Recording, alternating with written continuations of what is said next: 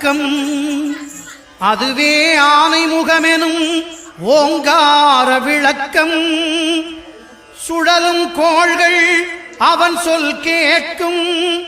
அவனை தொழுதால் போதும் நல்லதே நடக்கும்.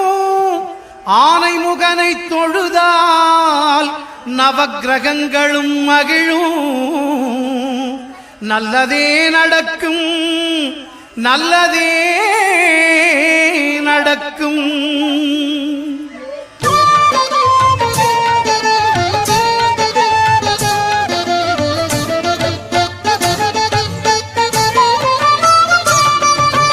ஒன்பது கோளும் ஒன்றாய் காண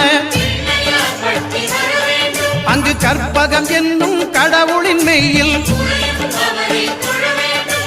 ஒன்பது கோளும் ஒன்றாய் காண